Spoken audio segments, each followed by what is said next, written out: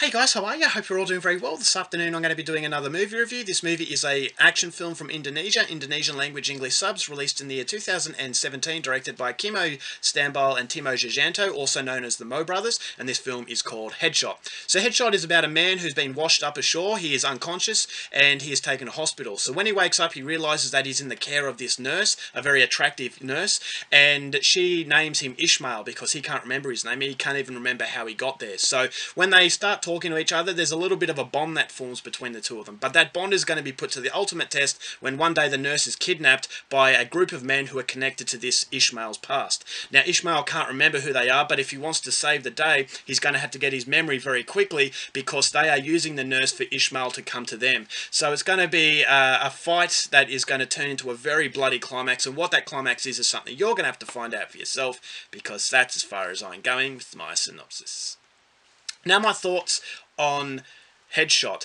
To say that I was excited for this film is an understatement. I was incredibly psyched because of what Indonesia have been doing lately. Now, Indonesia were responsible for two of my favourite action films of all time. I consider them masterpieces, and I consider them the benchmark as far as modern action is concerned in The Raid. The Raid 1 and 2, that was directed by Gareth Evans, just splashed everything that you want from an enjoyable film. This is a movie that had very interesting characters, very interesting story, intertwined with some of the best action choreography that you will ever see. So since The Raid, a lot of these other films that are going to come out are going to be compared to them, and I know it's a little bit unfair, but that's just the benchmark that Indonesia have created.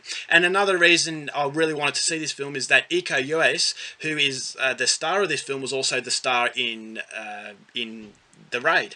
And so a lot of very interesting elements coming into this film that made my expectations through the roof. And also the Mo Brothers. Now, the Mo Brothers are directors in the horror genre. They directed Macabre, aka Dara, and also Killers. Now, they were two horror films, but very different from each other. Macabre was definitely a bloodbath, and Killers was much more of a restrained film about our obsession with social media and our desensitization to violence. And so I was wondering what they could bring into an action film, and so there's a lot of intrigue there's a lot of curiosity. I had massive expectations, and I was hoping that those expectations would be met. And although this movie is nowhere near as good as The Raid, I will still say that it's an incredibly enjoyable film because it knows exactly what it wants to be. Now, the Mo Brothers, what I liked about this is that they brought their flavour to it. Was that although it's an action film, it still has that underlying horror element in the very sinister bad guys and the very sinister violence that this film had. This is an incredibly brutal film, and it's a very cringeworthy film in that whenever they get punched or kicked or they had their bones broken, you can feel it as well, because it's really in your face. It's not shying away from everything, so you feel as though you're being put in the front seat and you're just being bombarded by all this shocking material that is thrown in front of you. And so if you like the way that The Raid went about its business as far as choreography is concerned, then you'll really like the way that Headshot goes about it, because the violence is so hard-hitting, mixed in with a very dirty atmosphere that the film has, I couldn't help but feel that this was somewhat of a horror film along with an action movie. So this is what the Mo Brothers bring, a lot of variation, and it showcases that these guys are very talented in what they do, and they also showcase that talent in understanding exactly what Headshot is as a film. Now, this is a movie that doesn't convolute itself with side stories that halt the progression of the movie. This is a movie that is very simplistic. It's a story that you've seen time and time again, but because the story is simplistic and so easy to follow, you don't really need to use your brain, there's a stronger emphasis on the choreography of the fight scenes. And the fight scenes is the film's biggest draw card. And because you got all the emphasis on its draw card, this is where it really achieves its goal, is because it's not trying to be something that it's not. And so you've got a film that doesn't require, melodrama as far as these characters to get a liking to it, is because Iko Uwais has this screen presence about him that makes him an absolute action superstar. He's got a way about him where you could be a friend with this guy, but at the same time you could fear this guy. So it doesn't need melodrama, it doesn't need side stories to gain a liking to these people, because the presence of this guy is just naturally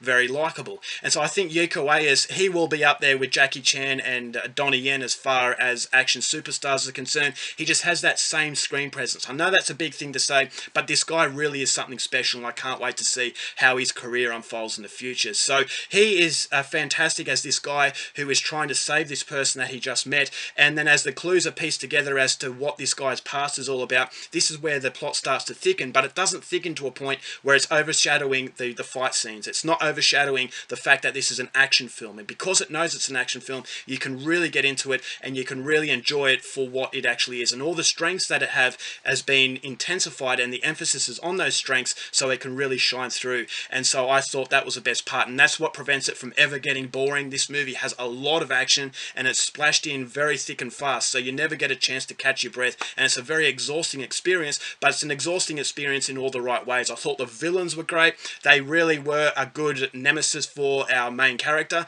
They were completely different. They didn't have any likable quality to them whatsoever, and so it is very cut and dry. It's a throwback to good old-fashioned action films where you didn't need to use your brain, and it was just focusing on all the things that make an action film what it is ultimately an action film. So I really liked that, and I liked the way it finished up in the ending. But the violence in this film was something that really surprised me, is because it was very nasty, and as I said, it has the grubbiness that made Killers in particular and Macabre the horror films that they were. And I think this movie has a lot of comparisons to Macabre in that movie was a very fast-paced bloodbath, and so they are going from a different genre, but they are keeping what makes them, they are keeping their style that made them have that fan base in the first place. But unfortunately, Headshot, there is a massive problem.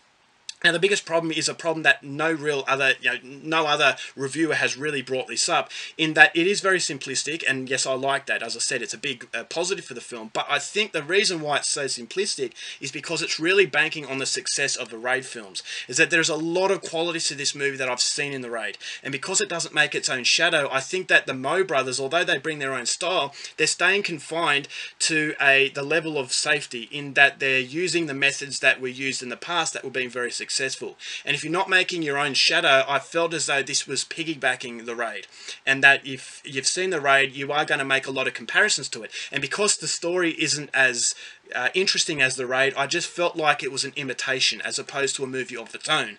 And so yes, you do have qualities there that make it a very, very entertaining film, but it's not a great film for the simple fact that it doesn't have enough complexity in it to make a shadow of its own, and therefore I felt as though they were kind of reaping off the success that the Raid had. So that's my biggest problem to the film, is that it just needed a little bit more of a unique identity of its own. But having said that, if you steer clear of the Raid and you push them aside and just treat Headshot for what it is, I thought it was incredibly entertaining. It's not a brilliant film, but it's certainly a movie that I'm going to be definitely replaying over and over. So overall, for Headshot, going to give it 3.5 stars. Go out there and see it.